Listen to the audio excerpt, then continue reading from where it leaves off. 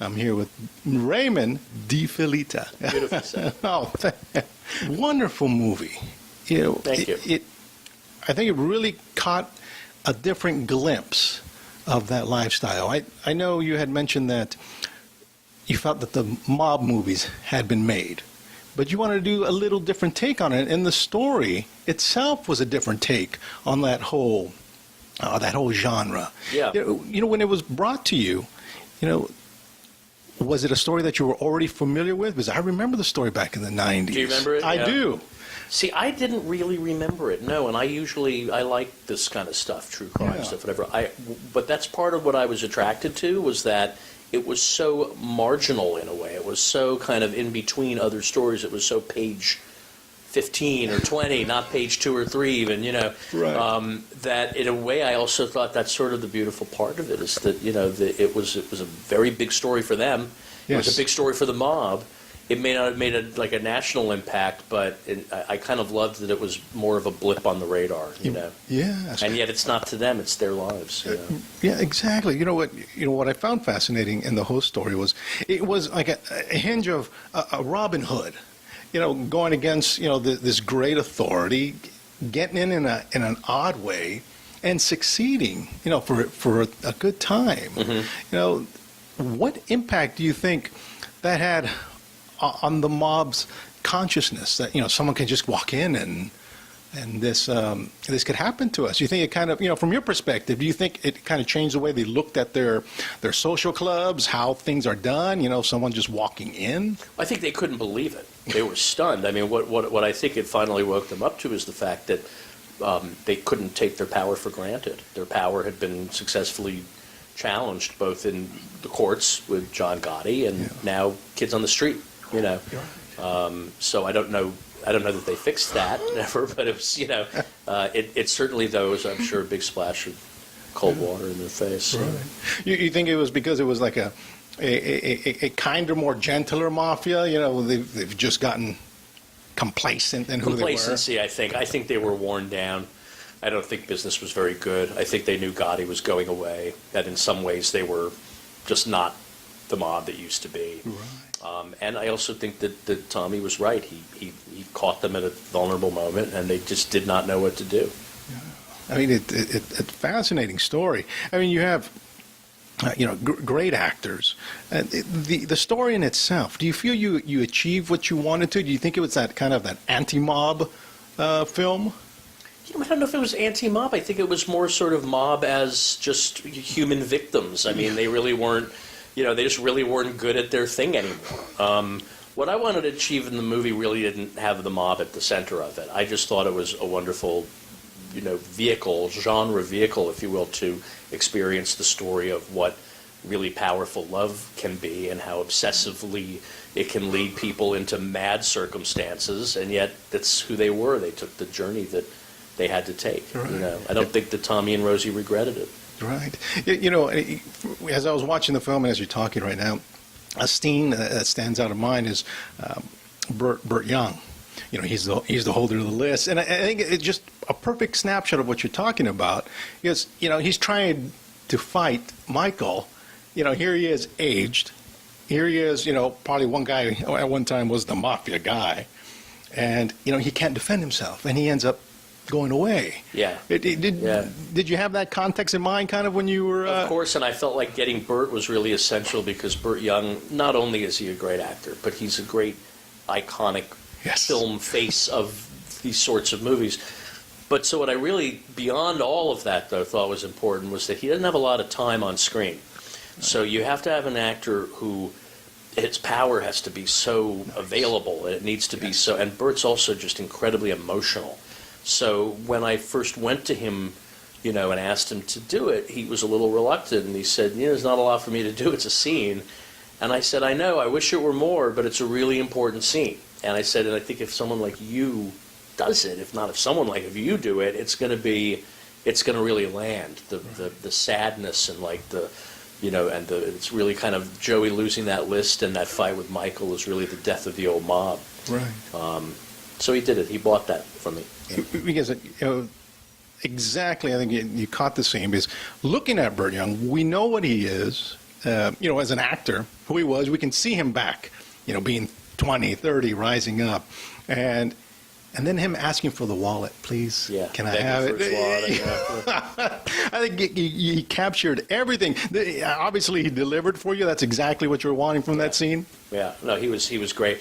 The three of them were wonderful. It was fun too because Michael and I went to visit Burt to kind of get him involved, say, come on, do it. And I think they had a really nice connection, young actor to older actor thing. A lot of respect between them. Yeah. And Michael's only fear was that Burt was actually going to hurt him.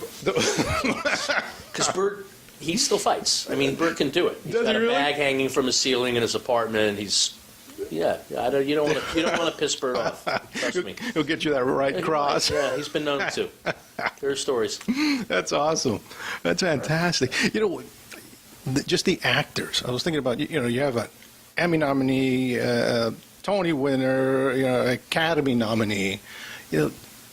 What was it like when they were saying, "Oh yes, we'll do it"? Andy comes in, Ray comes in, Michael, Nina. They're all saying, "Oh yeah, we'll do it." What did you feel? What kind of power did you sense, energy there? Well, what's great is when one really good actor wants to do something. It's not easy, but others will start to follow, and the more that come in, it's really actors are their own breed. They all look to each other of like, is this going to be okay? Am I in the right? Am I at the right party? Right.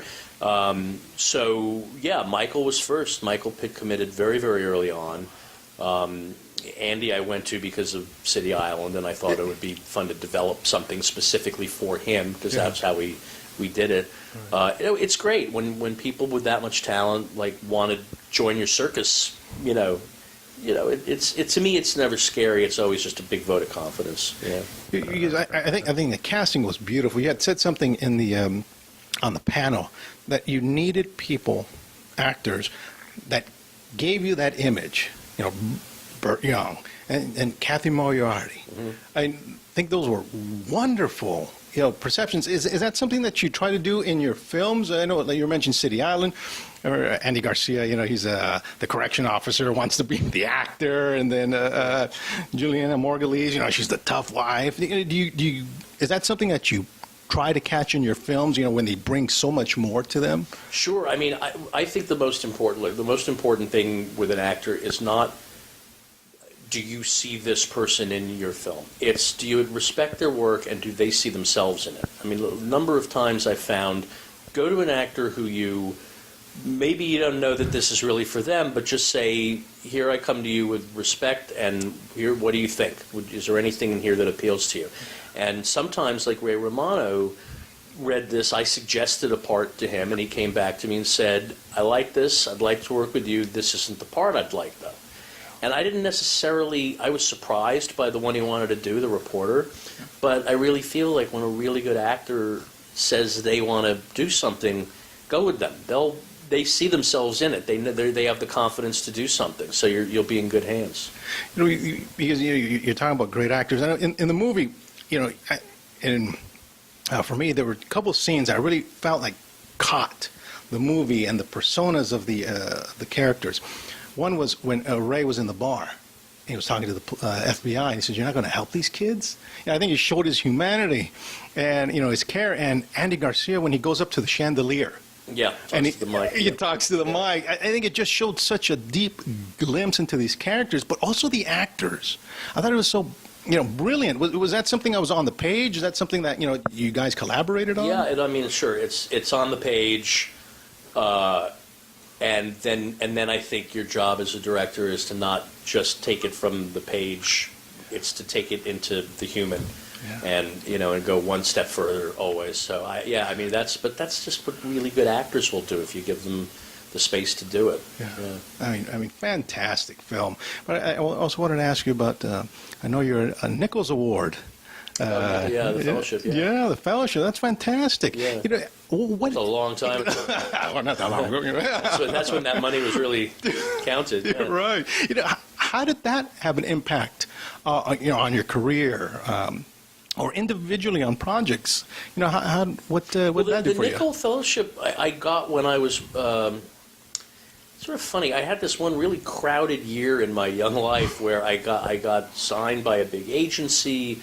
My short film Bronx Cheers was nominated for an Oscar, and then I also won the fellowship. And I was like, "Hey, showbiz, this is easy, man. Look at this. In no time, I'll own the world."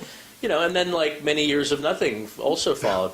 But so it was one of these things that happened early in my life that was a great vote of confidence.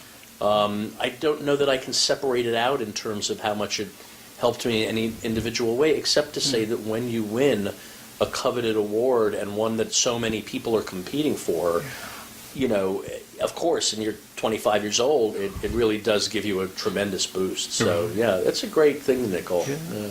Did you feel like at that moment, I achieved it, I'm at the pinnacle?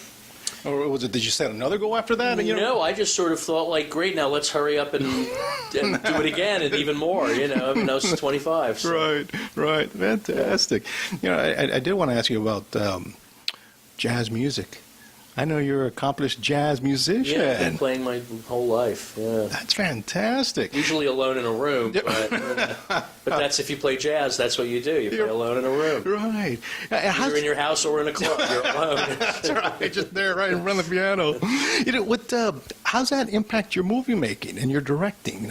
Your music, obviously you draw from it, or do you ever get ideas while you're playing your music or anything like that? Yeah, I think, it's never really that conscious a thing that happens, but I do think that, what I've felt over the years that I've played jazz is you have to start with a great song, and then, it's all about expression, and the longer I work with actors, the more I realize it's like that's the key. People always say things like, you'll get a compliment like, "Oh, you got a great performance out of someone," and I always say, like, I didn't get anything out of them. They had it. We created the space. We played the song. We just improvised. We did our thing, and that's something that you may have less confidence in doing if you don't have the confidence in knowing how something like jazz works, which is you always have a basis to come back to. But let's give each other the space to play. Right. Wow, fantastic. So how much hand do you have in the film score? Do you make a lot of recommendations, or do you let the composer go? No, and I don't. Leave it alone. To me, it's like hire someone great like Steven Edelman, and sure, we talk about sound, but no, I like giving people their space and their dignity to do something, and if I hate it, I hate it. But I understand. Just one last question. When the audience is watching the film, what do you want them to walk away with? Just knowing their story and their love story and what happened, or is there a deeper context for you that you would like the audience to walk away with?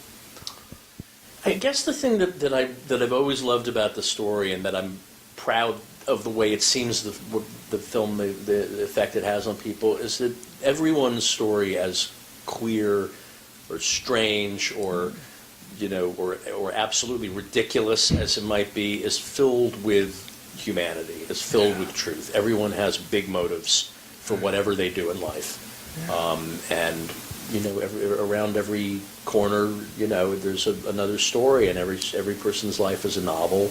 Yes. Tommy and Rosie did, they looked on the surface to be pretty much just crazy people who did something bizarre. Yes. But when you dig in, I think you see that no, they're people who, like anyone else, they thrived on love and ambition and wanting to get over their pasts, and they happen to choose to rob the wrong guys. You're right.